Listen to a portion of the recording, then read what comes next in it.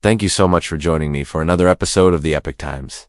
Today's show was inspired by a viewer comment. If you'd like to leave a comment or suggestion for future episodes, please use the link below. Let's get started. In our increasingly complex and fast-paced world, the pressure to succeed, to stand out, and to constantly improve is immense. But amidst this pressure, a silent epidemic is on the rise. More and more people are finding themselves grappling with mental health issues, struggling to maintain their emotional well-being in a world that demands so much from each of us. The World Health Organization reports that depression rates have increased by over 18% since the beginning of the pandemic, underscoring the urgency of this issue. So why, despite all the advantages we have, are we witnessing this surge in mental health problems? To answer this question, we must look to one of the most influential thinkers of the 20th century, Carl Jung. Jung's work, building on Sigmund Freud's theories, laid the groundwork for understanding the human psyche. In his view, the human mind is a vast landscape composed of various elements. Among these elements are the ID, the ego, and the superego. Each plays a crucial role in shaping our thoughts, feelings, and behaviors. The ID, driven by primal instincts, operates on the pleasure principle, seeking immediate gratification. The superego acts as the moral conscience, internalizing societal norms and ethical standards. Between these two forces lies the ego, which operates on the reality principle. The ego's role is to mediate between the impulsive desires of the ID and the rigid demands of the superego. It allows us to delay gratification, channel our instincts into socially acceptable outlets, and make decisions based on reason and logic. However,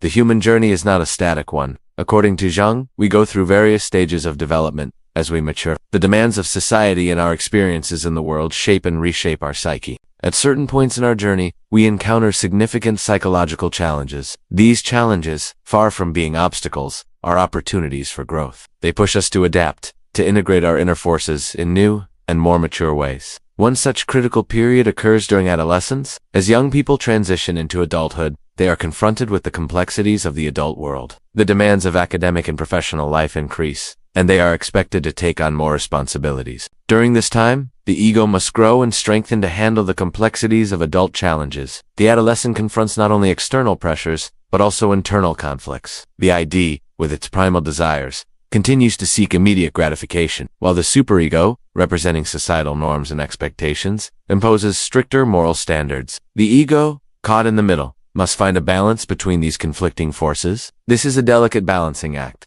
and if successful, it leads to a more mature, integrated personality. But if the ego fails to navigate this stage effectively, it can lead to psychological stagnation. The individual may regress to earlier stages of development, fixating at a level where the ego is not strong enough to handle the demands of the adult world. Jung recognized that these challenges were not merely individual struggles. They reflected broader cultural shifts. As societies evolved, the demands placed on individuals changed. For instance, the Industrial Revolution and the rise of modern capitalism brought about new social norms and expectations. The traditional structures that had provided stability to many were being challenged. The rapid pace of change and the complexities of urban life created a sense of disorientation for many. In such times, the ego must adapt quickly to the changing demands of society. If it fails to do so, individuals may find themselves ill-equipped to deal with the challenges of their time. Now, let's delve deeper into how Jungian psychology helps us understand the modern mental health crisis. We live in an era where the pace of change is relentless. Technological advancements, shifting social norms, and increasing economic pressures are just some of the factors that contribute to this rapid change. In such an environment, the ego faces a Herculean task. It must constantly evolve, integrating the new demands of society while maintaining a sense of personal identity. This is not an easy feat. The ego, like any part of our psyche, has its limits. When the pace of change becomes too rapid or the demands too great, it can falter. This failure of the ego to keep up with the demands of modern life can manifest in various ways. It can lead to feelings of isolation, anxiety, or depression. People may find themselves unable to cope with the everyday pressures of life, leading to mental health issues. Furthermore, Jung believed that our collective unconscious also plays a role in this crisis. Our collective unconscious contains the memories, experiences, and archetypes common to all humans. It is the repository of our shared history and cultural heritage. However, this shared past is not static. It evolves as societies change and grow. In modern times, we are seeing a clash between the traditional values embedded in our collective unconscious and the rapidly changing social norms and expectations. This clash can be unsettling, creating a sense of disorientation that contributes to the mental health crisis. People may find themselves torn between the values of the past and the demands of the present, unsure of how to navigate this cultural shift. Another crucial aspect of Jungian psychology that sheds light on this issue is the concept of individuation is a lifelong process of becoming who we are meant to be. It involves recognizing and integrating all aspects of our psyche, including the ID, ego, and superego, as well as the conscious and unconscious elements. Through this process, we strive for wholeness and self-realization. However, in modern society, this journey of individuation is not straightforward. The pressures to conform to societal norms, the demands of our roles and responsibilities, and the complexities of our inner psyche can all hinder our journey towards individuation. When we are unable to fully integrate our inner selves with the external world, it can lead to fragmentation and psychological distress. But Jung's ideas do not end here. He also offered potential solutions to the challenges we face. One key to navigating the complexities of modern life, according to Jung, is the development of a strong and healthy ego. This means cultivating the ability to be flexible, to adapt to changing circumstances, and to find a balance between the demands of the external world and the internal world of our psyche. Developing a strong ego is not about suppressing our instincts or ignoring our emotions. It's about integrating them in a healthy way. By learning to channel our desires and emotions into socially acceptable outlets, we can express ourselves while fulfilling our responsibilities. In addition to strengthening the ego, Jung also emphasized the importance of understanding our collective unconscious. Recognizing the values, beliefs, and cultural norms that shape our society can help us navigate the cultural shifts that characterize modern times. By understanding the historical roots of our traditions, we can better adapt to the changing world while still honoring our cultural heritage. Furthermore, Jung's concept of individuation offers a roadmap to personal growth and psychological well-being. Embracing the journey of self-discovery, integrating our inner selves, and striving for wholeness can lead to a more balanced and fulfilling life. In conclusion, Carl Jung's ideas provide a rich lens through which to examine the modern mental health crisis. From the challenges faced by the ego to the complexities of our collective unconscious, Jung's theories shed light on the psychological struggles of our time. By understanding the dynamics of our psyche and the cultural forces at play, we can work towards creating a society that supports mental well-being. Building a strong ego, embracing cultural diversity, and embarking on the journey of individuation are essential steps in this direction. The path to addressing the mental health crisis lies in recognizing the complexity of the human psyche and the challenges of our times. By integrating Jung's insights into our understanding of mental health, we can pave the way for a more compassionate, supportive, and psychologically healthy society. If you enjoyed this episode, please check out this playlist for other videos on Jungian psychology.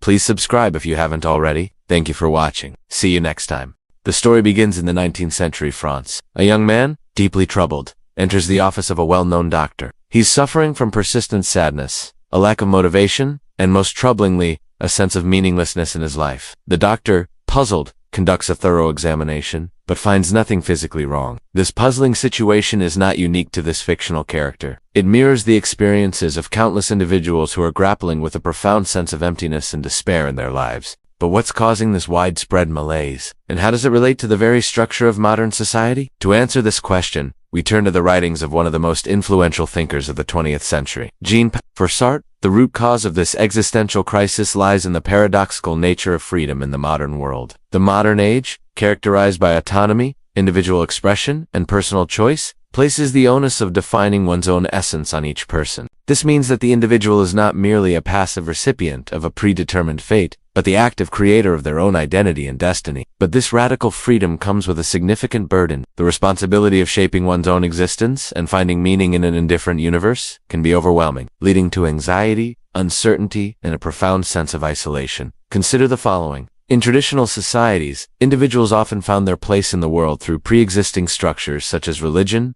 family, or community. These structures provided a framework for understanding the world and one's role in it. They offered a sense of continuity, shared values, and a path to follow. However, the rise of modernity has challenged these traditional structures, with the decline of traditional religious beliefs, the breakdown of traditional communities, and the shift towards individualistic values. The modern world offers less guidance in terms of how one should live. This leaves the individual with the daunting task of figuring it all out on their own. In this context, the individual is thrust into a state of radical freedom, condemned to make choices about their own identity and the meaning of their existence. This freedom extends to every aspect of our lives, from the clothes we wear to the career we pursue to the relationships we form. While this freedom is undoubtedly empowering, it also carries with it a heavy weight. The burden of making so many decisions, big and small, day in and day out, can be exhausting. The fear of making the wrong choices, of taking the wrong path and ending up in a place we don't want to be, can be this constant pressure to make the right decisions, to navigate this maze of possibilities, and forge our own path through life can contribute significantly to the feeling of anxiety and meaninglessness that many people experience. To understand this phenomenon, Sartre uses the concept of bad faith. Bad faith refers to a situation where individuals attempt to evade the anxiety and responsibility associated with their freedom by acting as if they are determined by external factors beyond their control. For example, a person might decide to pursue a career they dislike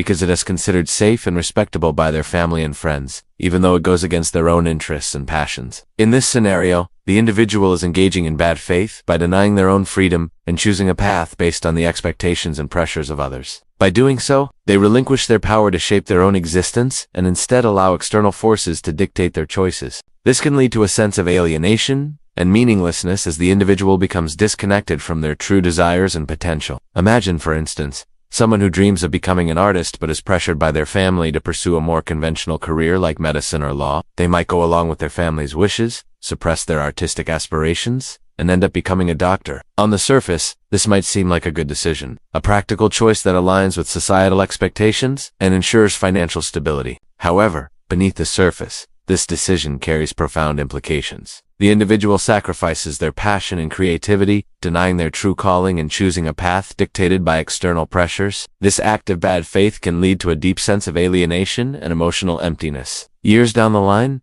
this individual might find themselves successful in their medical career, respected by their peers, and financially secure. Yet despite these external achievements, they might feel a nagging sense of dissatisfaction and longing. They might wonder what could have been, had they pursued their artistic dreams, and asked themselves why they gave up on the things that truly mattered to them. In the end, this individual's life is marked by a deep sense of loss and unfulfilled potential. Their story serves as a reminder of the importance of authenticity and the dangers of sacrificing our true selves for the sake of external pressures and expectations. Furthermore, the existential angst that Sartre describes is often compounded by another potent emotion, anxiety. In a world saturated with choices, where every decision we make has far-reaching consequences, it's natural to feel overwhelmed. The constant pressure to make the right choices, to navigate this labyrinth of possibilities and forge our own path through life can be both exhilarating and terrifying. The anxiety of the modern individual is not merely a response to the challenges and uncertainties of life. It's also a reaction to the very nature of freedom itself. When we are confronted with the daunting task of defining our own identity and creating meaning in an indifferent universe, it's natural to feel a sense of unease. The fear of making the wrong choices, of taking the wrong path and ending up in a place we do not want to be,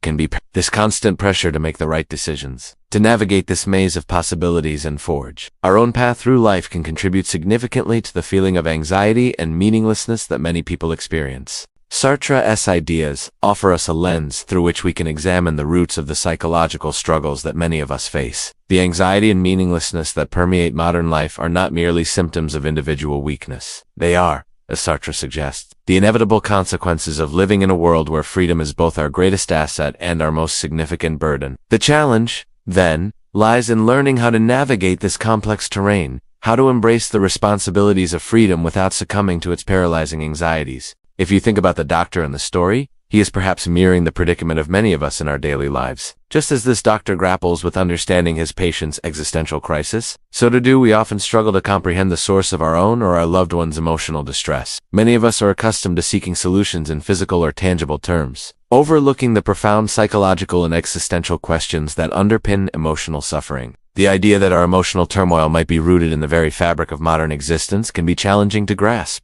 It challenges our conventional understanding of mental health issues, which often emphasizes individual pathology and personal shortcomings. When we view emotional distress through the lens of existential philosophy, it shifts our perspective. It reminds us that our emotional landscapes are not merely the product of individual failings, but can also be shaped by the broader sociocultural forces that define our times. This perspective is particularly resonant in our contemporary era, a time marked by rapid technological advancements, profound social changes, and a growing sense of global uncertainty. These changes, while offering new possibilities and opportunities, also introduce a significant dose of complexity and instability into our lives. The traditional anchors that once guided us through life, such as long-term employment, stable communities, and religious certainties, are no longer as reliable. This shift, while presenting exciting opportunities for personal growth and self-discovery, also creates a sense of disorientation and insecurity. The challenges of navigating these uncharted waters, of defining our own paths and creating our own meaning in a rapidly evolving world, can understandably lead to feelings of anxiety, confusion, and even despair. In this context,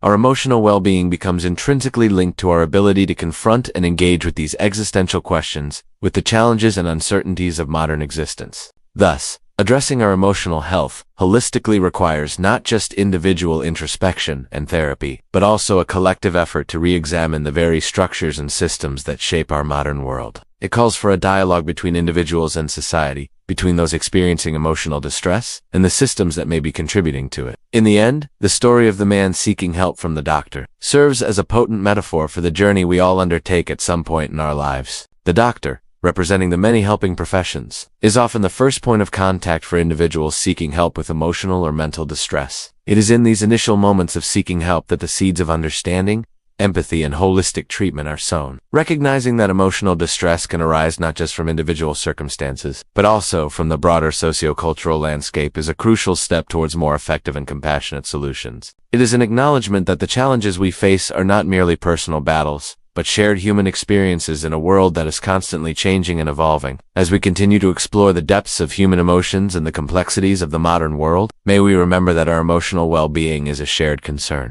a tapestry woven from individual experiences and the social fabric that surrounds us. By recognizing the interconnectedness of our emotional lives with the world around us, we open ourselves up to a more empathetic, understanding, and ultimately transformative journey towards healing and growth. In an age where technology has revolutionized every facet of our lives, bringing us closer together, paradoxically, we find ourselves more alone than ever before. The quest for happiness, once a shared human endeavor, has now become a solitary journey, leaving many of us grappling with a profound sense of disconnection and dissatisfaction. But what if the key to our happiness lies not in the relentless pursuit of individual fulfillment, but in the very thing that we have been neglecting? Are we sacrificing the very essence of our being, the need for belonging and connection, at the altar of individual progress and prosperity? At the core of our existence, we are social creatures, wired for connection and belonging. Our need for community is as fundamental as our need for food and shelter, yet in our relentless pursuit of personal success, many of us have allowed ourselves to become isolated, cut off from the very communities that sustain us. The rise of social media has further exacerbated this issue, creating the illusion of connection while leaving us more alone than ever before. With each swipe and like, we inadvertently diminish our capacity for genuine human interaction, losing touch with the warmth and depth of real-life connections. So how did we arrive at this point? What led us to sacrifice the richness of community for the fleeting satisfaction of online validation? One of the most significant factors that has contributed to the erosion of community is the rise of individualism. The emphasis on individual achievement and self-fulfillment has led us to prioritize our personal goals over our social responsibilities, weakening the bonds that connect us to one another. The gig economy and remote work have also played a role in this trend, fragmenting our work communities and reducing our opportunities for face-to-face interactions. But the consequences of this sacrifice are far-reaching and profound. The disintegration of community has left many of us feeling isolated, disconnected, and disillusioned. This sense of disconnection is a breeding ground for mental health issues such as depression and anxiety, which are on the rise in our increasingly individualistic society. Moreover, the breakdown of community has also weakened our social fabric, making it difficult to address collective challenges and fostering a sense of apathy and disengagement. But all hope is not lost. There are individuals and communities that are taking proactive steps to rebuild community and foster a sense of belonging. One such initiative is the creation of co-working spaces that not only offer a place to work remotely, but also provide opportunities for networking and collaboration. The concept of the co-working space recognizes that work is not merely a means to an end, but also a place where individuals can connect with others, share ideas, and build relationships. These spaces provide a physical manifestation of community, a place where people can come together and forge meaningful connections. The significance of these co-working spaces extends beyond the realm of work. They represent a broader cultural shift toward prioritizing community and connection. The success of these spaces demonstrates that there is a growing need and desire for a sense of belonging and shared purpose. Similarly, the popularity of community gardens, farmers markets, and local artisan shops reflects a yearning for a deeper connection to our communities and the products and services that sustain us. These initiatives not only provide tangible goods and services, but also create a sense of place and shared identity. They foster a sense of community pride and encourage individuals to invest in the well-being of their neighborhoods. To truly address the issue of disconnection and create meaningful change, we must acknowledge the root causes and challenge the status quo. We need to rethink our economic systems and policies to ensure that they prioritize community and shared prosperity over individual gain. Promoting sustainable and equitable economic growth will help create a sense of shared ownership and responsibility for the well-being of our communities. Fostering social connections and a sense of belonging is crucial for our individual and collective well-being. Investing in public spaces, recreational facilities, and community programs can create opportunities for people to connect with one another and build relationships. Encouraging volunteerism and civic engagement can also help create a sense of shared purpose and responsibility for the common good. Moreover,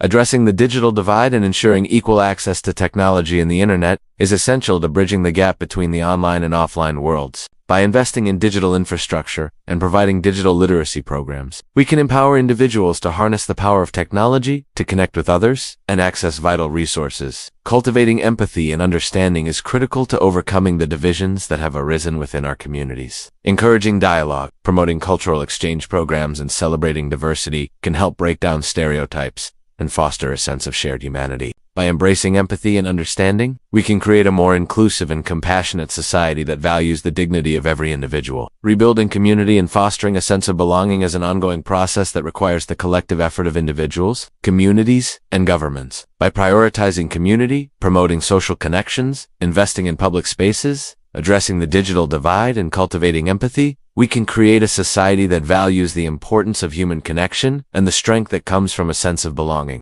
The path toward a more connected and fulfilling life begins with each of us. It starts with a willingness to reach out, to listen, to understand, and to build bridges across the divides that separate us. It is a journey that requires patience, compassion, and a shared commitment to creating a better future for ourselves and for generations to come. As we move forward, it is essential that we remain open to new ideas and approaches. We must challenge the status quo and be willing to experiment with different ways of organizing our communities and our economies. The problems we face today may not have simple or straightforward solutions, but by remaining adaptable and open-minded, we can navigate the complexities and find innovative solutions that meet the needs of our communities. We have the power to shape the world we want to live in. The choices we make today will determine the kind of communities and societies we will inhabit tomorrow. Let us choose wisely, invest in our communities, and create a future where happiness is not a solitary pursuit, but a shared human endeavor. But why wait until we are at our wits' end to seek help? If you or someone you know is struggling with mental health concerns, reaching out to a mental health professional can be a transformative step towards healing and growth. Therapy provides a safe and non-judgmental space to explore one's thoughts, emotions, and experiences with the guidance of a trained mental health provider. Through therapy, individuals can gain insight into their own patterns of behavior,